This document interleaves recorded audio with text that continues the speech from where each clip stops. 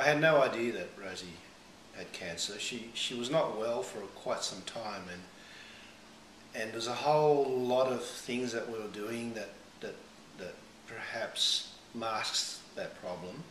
She was very physical. She was working outside in the garden, shoveling a lot of dirt, and we were starting our renovations to the house, so she was involved in a lot of physical work, and she was getting a lot of pain, and we thought it might have been pulled muscles and things like that. The GP wasn't aware of what was going on. He was convinced there was something wrong with her heart.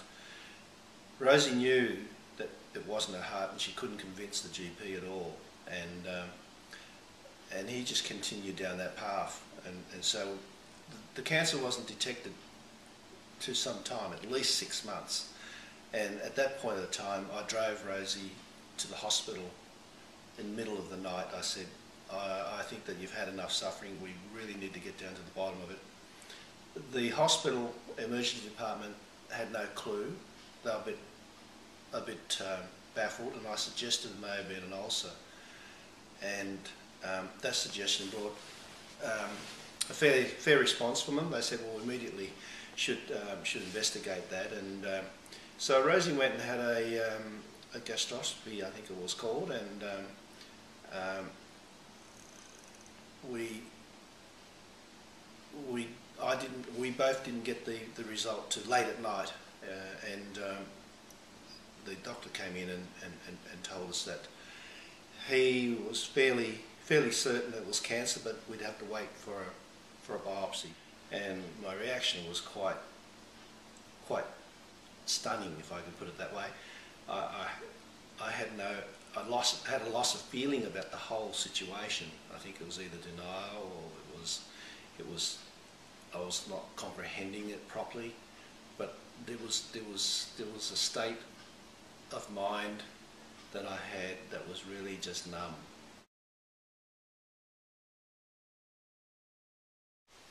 It's a pretty natural thing to care for someone that you love, I think. I'm pretty sure of that. When someone gets ill, you naturally start to do the things that you know would make someone's life more comfortable. You evaluate what you can do, but it's nothing that you ever prepare yourself for. It's something that you don't think is ever going to happen to that extent. I mean, caring for someone with cancer is something that each individual has to be able to cope themselves. I don't think that anybody can come along and hold your hand on that. So I just pretty much put everything else on hold and focused on making sure that Rosie was comfortable and that she could handle the situation.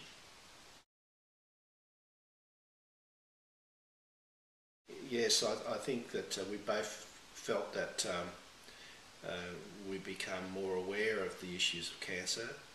I don't think that well, certainly myself, I can't speak for Rose, but for myself, cancer was one of those things that I didn't look at very deeply at all. It was one of those things I always assumed that once you got cancer it was pretty much terminal, and I don't think that's the case. That's the point I like to bring to everyone, that not all cancers mean that you've got a fight to the death. There's a lot of cancers that are very much curable. There's a lot of cancers that can be held in a holding pattern, and I think basically what's needed is more research to be done so that cancers can be more precisely targeted with the correct sort of procedures, and we're starting to see that now. Prioritised my thoughts of life. I thought that, well, particularly at my age and Rosie's age, we're sort of middle-aged to maybe on the wrong side of it, and we think that we should live life experiences to the full. At the same time, we thought that we could use our experience to help others. So it's made our focus not on ourselves so much anymore. I mean, you go through life focusing on your family, and then there's always yourselves, but I think we're more focused now to the outside world.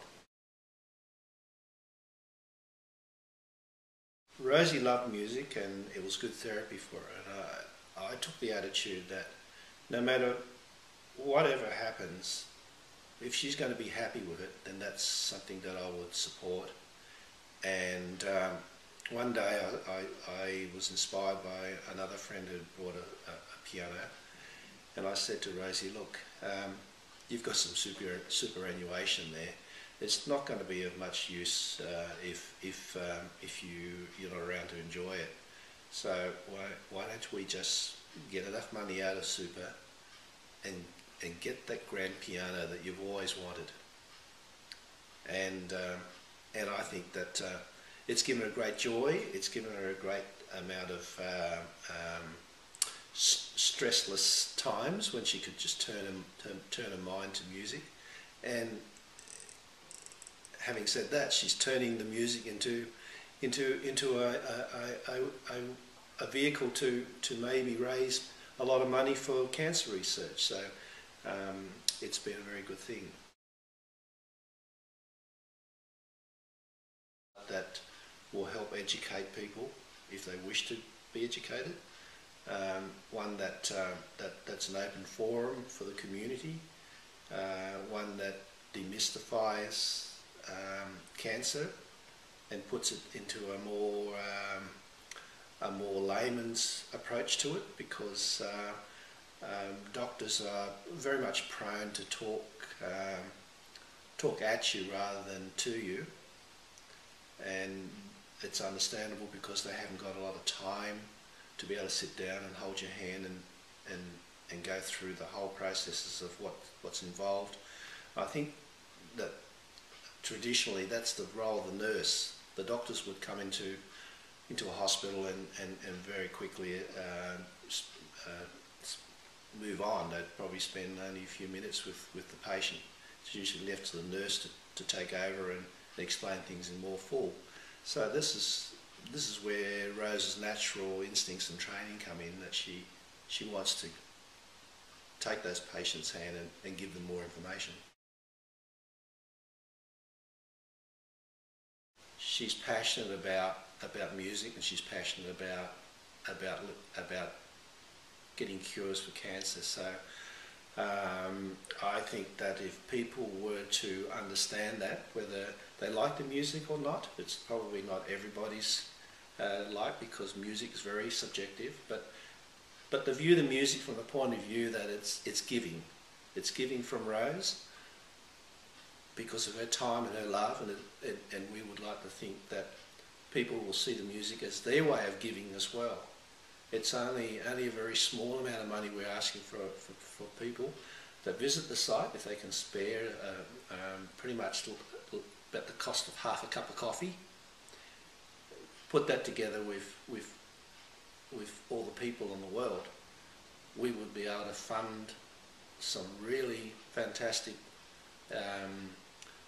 organisations like the Australian Cancer Research Foundation to